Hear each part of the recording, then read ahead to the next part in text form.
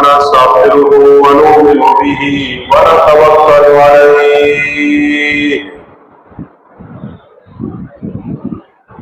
ونعوذ بالله من شرور أنفسنا ومن سيئات أعمالنا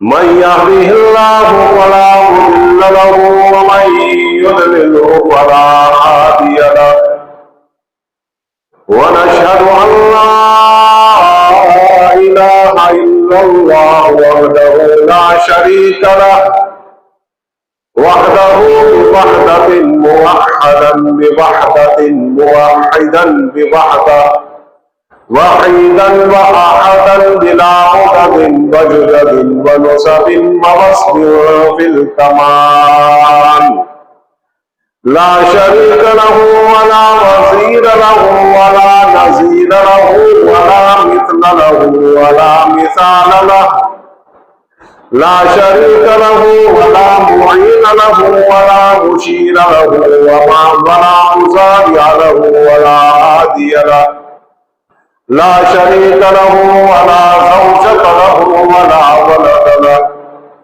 ولا كيف ولا أين ولا جهة ولا مكان له كان قبل المكان بلا مكان ثم خلق المكان وهو لا يحتاج إليه ثم نشهد أن سيدنا ونبينا ومولانا محمدا عبده ورسوله إمام المشرقين وإمام المغربين رسولا مكيا مدنيا هاشميا قريشيا كراميا نورانيا ريحانيا نبيا تقيا نقيا وليا دريا شمسيا قمريا بدريا بشيرا نذيرا وصلى الله تعالى عليه وعلى آله وسلم تسليما كثيرا كثيرا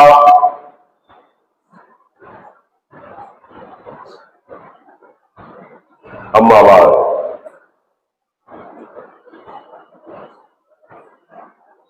खबर जिसकी हदीसों में आई अब वो जमाना आ रहा है। खबर जिसकी हदीसों में आई अब वो जमाना आ रहा है। जमीन भी तेवर बदल रही है, आसमां भी आंखें दिखा रहा है। पराए माल को अपना समझे, हराम को भी हलाल समझे। पराए माल को अपना समझे, हराम को भी हलाल समझे। गुनाह करे और कमाल समझे, अब वो जमाना आ रहा है। हुआ है भाई भाई का दुश्मन, हकीकी बेटी मां की है रहजन। हुआ है भाई भाई का रहजन, हकीकी बेटी है मां का दुश्मन।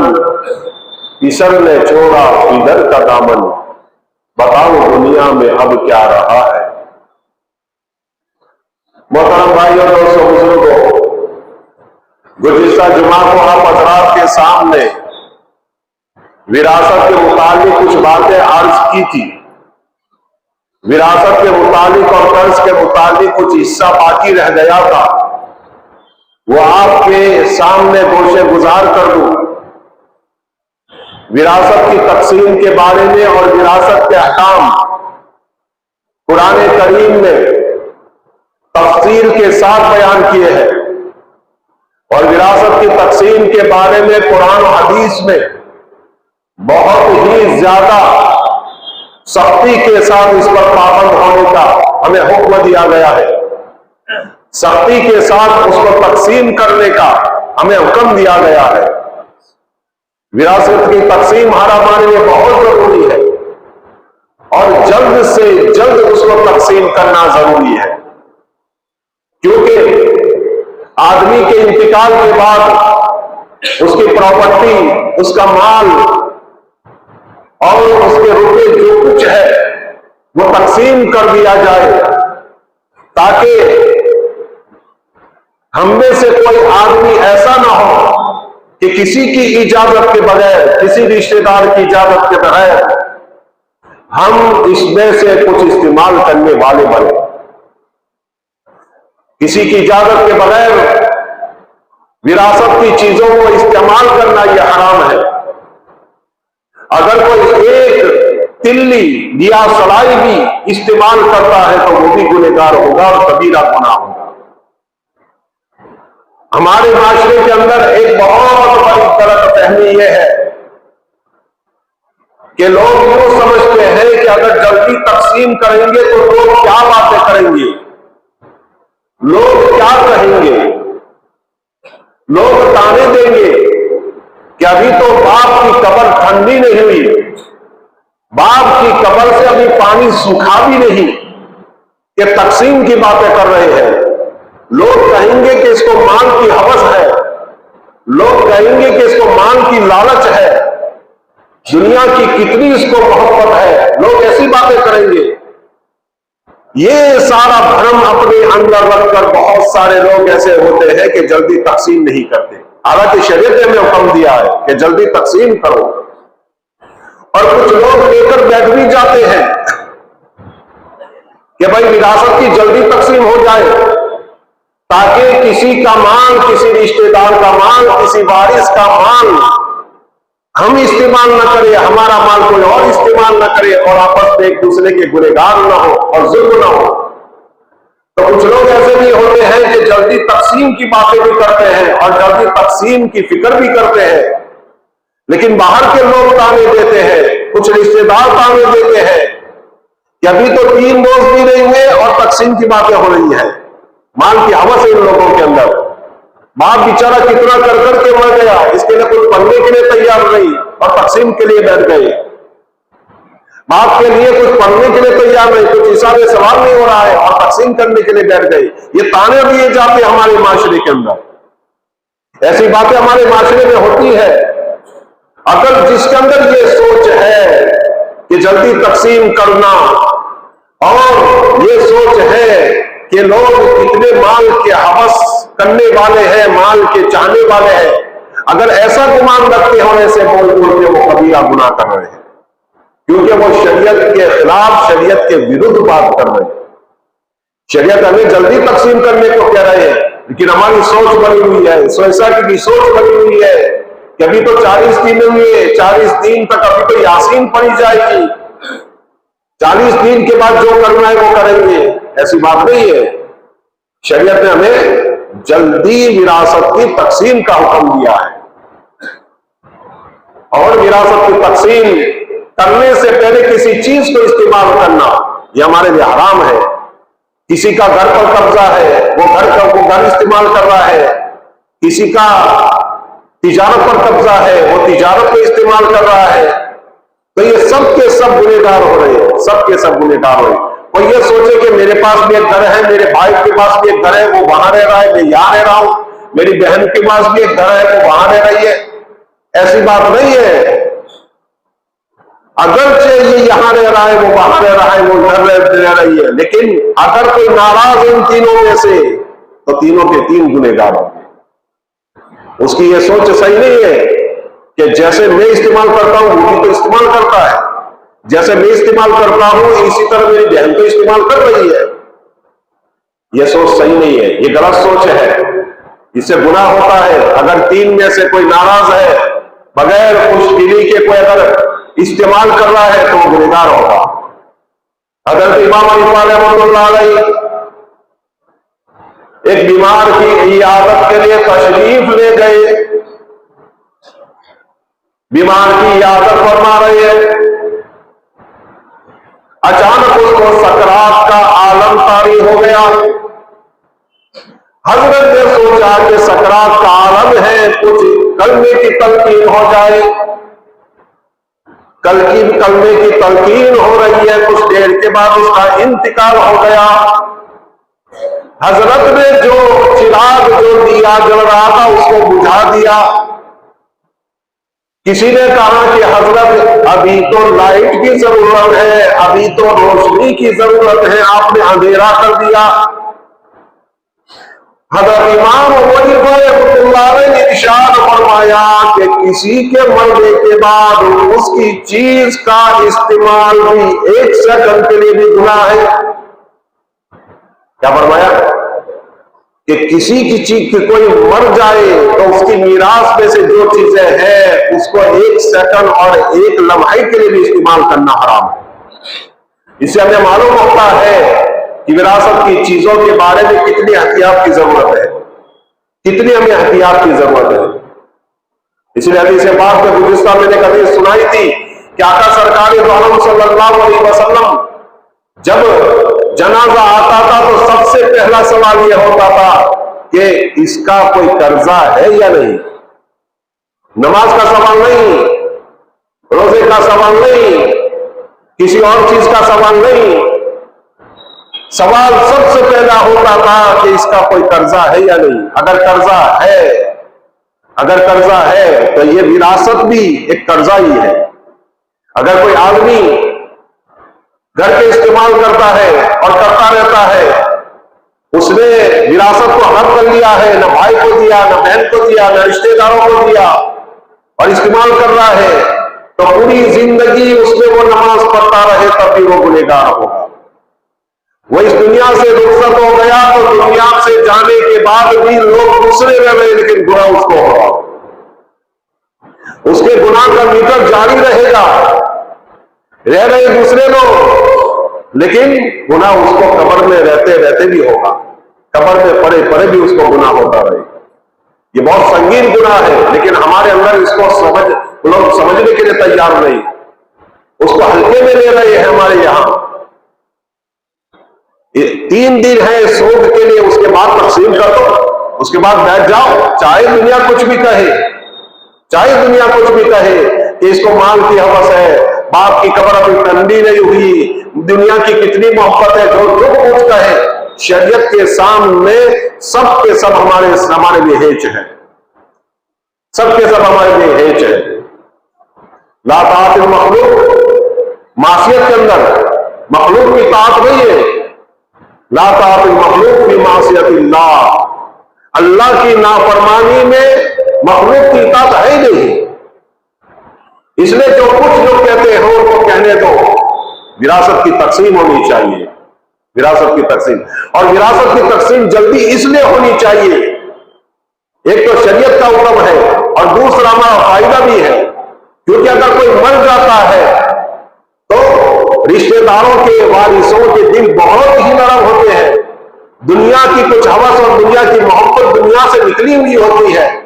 इस दौरान अगर तकसीम हो जाता है तो आफियत होती है, लेकिन अगर तकसीम नहीं हुआ और दिन गुजरते गए तो फिर आदमी का दिल सख्त हो जाता है और फिर विरासत के बारे में भी बड़ा सख्त हो जाता है।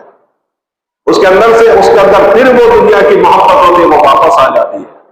इसलिए जब इंतकाल हो जाए तो अव्वल रहने में इसकी तकसीम कर देनी चाहिए। मैंने गुज़िश्ता बताया कि मरने वाला मर जाता है तो सबसे पहले 4 चीजें होती है उसके माल में, उसकी प्रॉपर्टी में। एक तो उसके कफन दफन का खर्चा उसमें से, नंबर 2 उसने जितना भी कर्जा किया है उस कर्जे को अदा करो, और वो कर्जा अदा करते करते उसकी तमाम की तमाम प्रॉपर्टी खत्म हो जाए तब भी दे दो।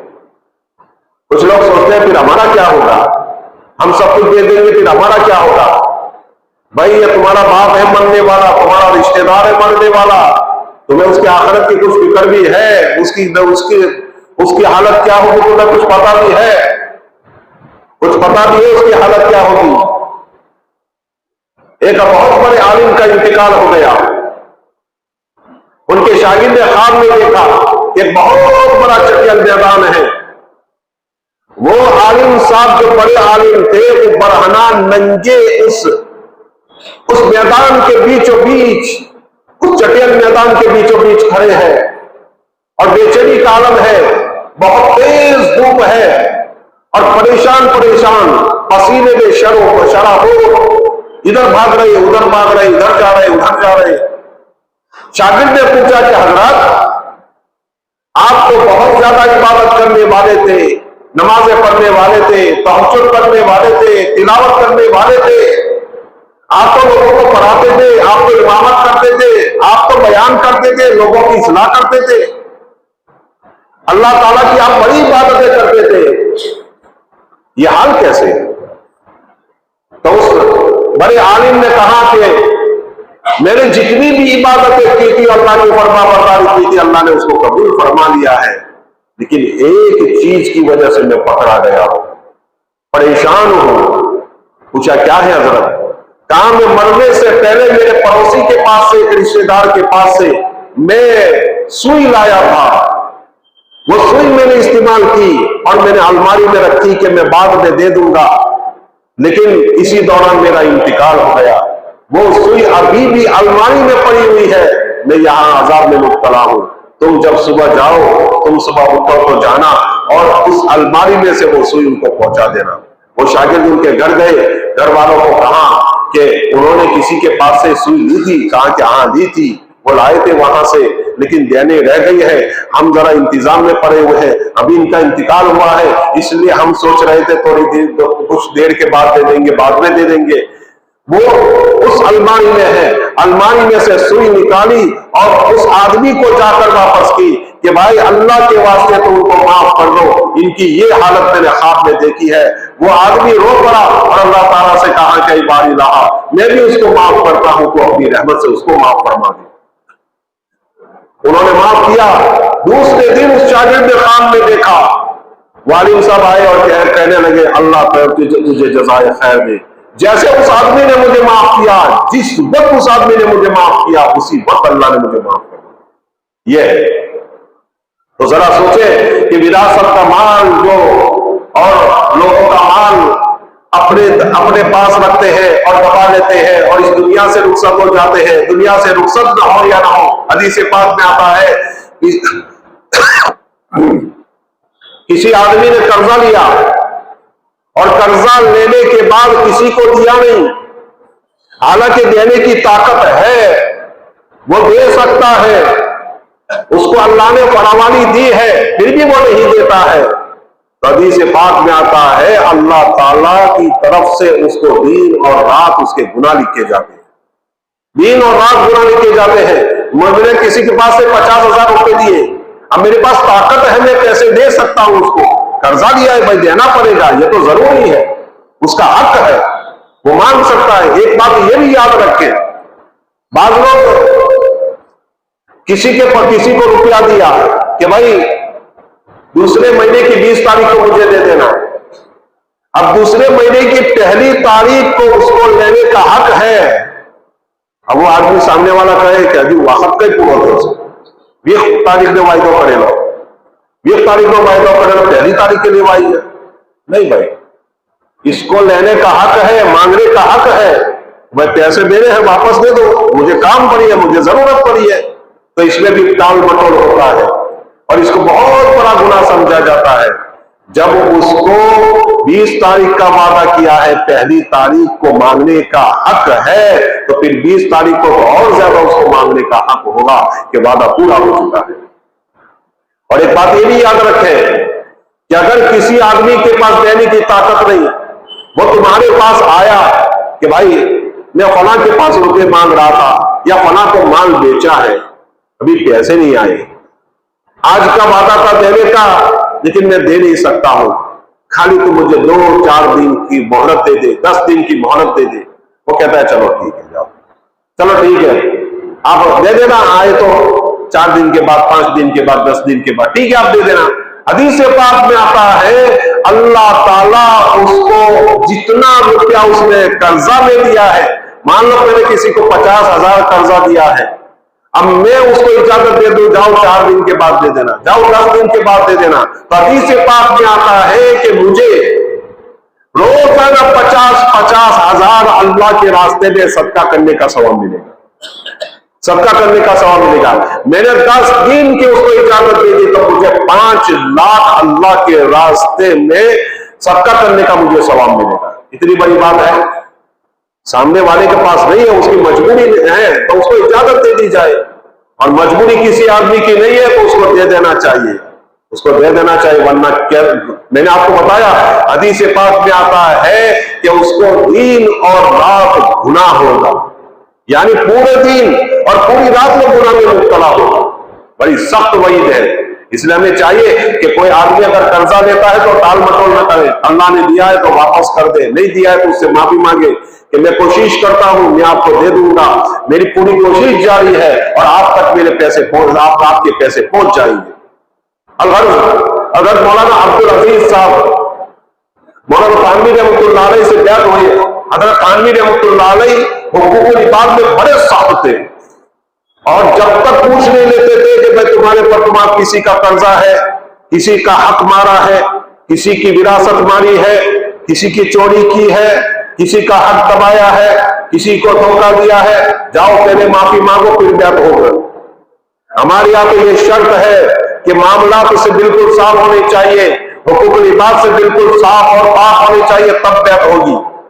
एक चोर आया हजरत मौलाना थानवी रहमतुल्लाह अलैह के पास और कहा कि हजरत बैत होना है। अच्छा, पहले क्या करते थे? हजरत चोरी कर लेता था। अच्छा, चोरी कर देते तो फिर बहुत सारे के हक और हुकूक तुम्हारे सर होंगे, बहुत सारों की चोरी की होगी आपने। कहा हजरत मैंने चोरी की। फिर उससे माफी, उनको उनका हक लौटाओ या फिर तुम माफी मांगो उनसे। तो जितना भी उसके पास माल था, जिसका चोरी किया था, बिल्कुल सर्वे करके और बिल्कुल रिसर्च करके और अपने जहन पर जोर देकर लिस्ट बनाया और सबको ज्यादा कर माल दे रहा है। भाई आपके घर से मैंने 1000 रुपए चोरी की थी, 1000 रुपए। भाई आपके घर से बकरी चोरी की थी, ये बकरी ले ले। आपके घर से मैंने मुर्गी चुराई थी, मुर्गी ले ले। उस जमाने में जानवर हुआ करते थे। अब जिसकी जो चीज थी उसको दे रहे हैं। अब उसके पास पैसे नहीं रहे, पैसे खत्म, हक वाले बाकी।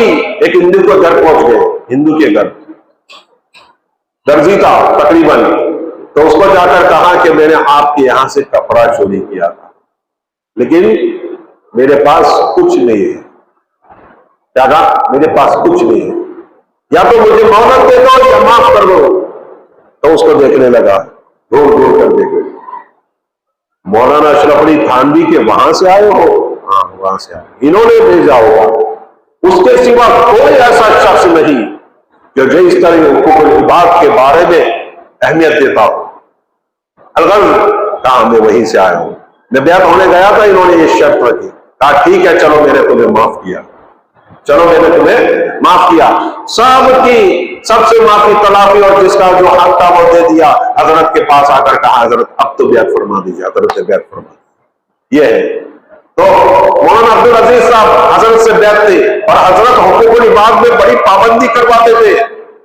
जब उनके पास विरासत आई तो इन्होंने तहकीक की, ये विरासत मेरे पास आई है 50,000 रुपये उस जमाने के, जो भी कुछ हो पुराने जमाने के।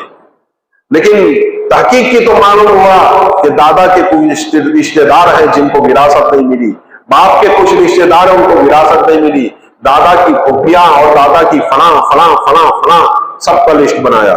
और किसी का 1000 बनता था, किसी का 100 बनता था, किसी का 200 बनता था, किसी का रुपया बनता था, किसी के 2 रुपये बनते थे।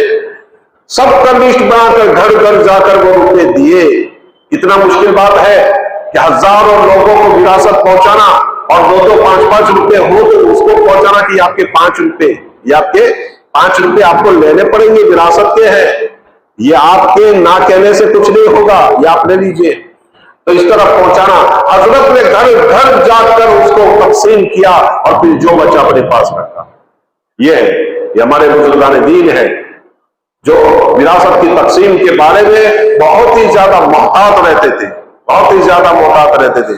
मौलाना तारिक जमील साहब दामत बरकातुहुल्लाह इनकी उम्र को दराज फरमाए, कभी किसी वक्त इनका बयान मैंने सुना था, एक छोटी सी क्लिप। तो वो कहने लगे मैंने अपने उस्ताद से जाकर कहा, वो रायवन में मरकज पर पढ़ते थे, तो उनके उस्ताद से उसको उस्ताद को जाकर उन्होंने शहद दिया। कहा कि हजरत ये हमारे खेत का है, हमारे हाथ से उतारा हुआ है, हमारे हाथ से उतारा हुआ है। तो हजरत ने कहा अच्छा तुम्हारे खेत का है, तुम्हारे बाप ने तुम्हारी फूफियों को विरासत में दे दिया है सब कुछ। तुम्हारे फूफियों की विरासत, तुम्हारे भाइयों, तुम्हारे चचाओं की विरासत तुम्हारे बाप ने दे दी है या नहीं? कितनी दूर की सोचो। हदिया दे रहे और पूछ रहे क्या? अब बताओ, शहद कोई दे रहा हो तो ये सारी चीजें दिमाग में आती है, आएगी किसी के अंदर। लेकिन हमारे बुजुर्गान दीन थे जो छोटी छोटी चीज पर भी नजर रखते थे। कहा कि तुम्हारे चचाओं, तुम्हारी फूफियों को तुम्हारे बाप ने विरासत में हिस्सा दे दिया है? उन्होंने कहा कि हाँ दे दिया है, सब कुछ हर चीज से फारिग हो गया, रख दीजिए।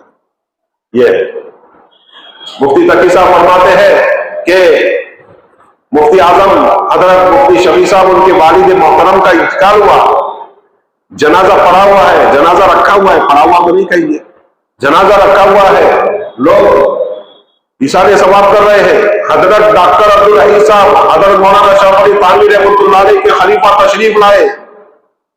जहां इनके अंदर कमजोरी थी, वीकनेस थी, कमजोरी थी, तो आए बैठे तो हजरत मुफ्ती तकी साहब फरमा रहे हैं कि मैंने हमारे अब्बाजान का जो खमीरा था ताकत पैदा करने का, उनके सामने पेश किया। तो हजरत ने कहा कि यह विरासत में तकसीम होगा, ये तुम्हारे बाप का था, इस पर किसी का हक नहीं है, मैं नहीं खाऊंगा, रखो इसको। कितना दूर की सोच से थे। तो हमें इस बारे में कितनी एहतियात करने की जरूरत है। मैंने गुज़िश्ता भी एक हदीस आपके सामने बयान फरमाई थी।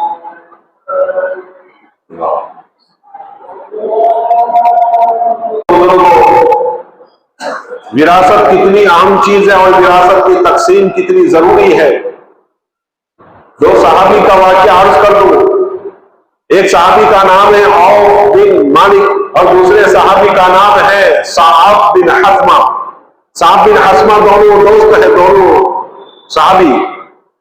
तो साहब बिन हस्मा कहने लगे कि औफ देखो, हम में से दोनों में से कोई एक मर जाए, अहद करो कि ख्वाब में आकर अपनी रूदा सुनाएगा। तो अगर आपने कहा कि मरने के बाद ख्वाब में कोई आ सकता है, कहां मुमकिन है?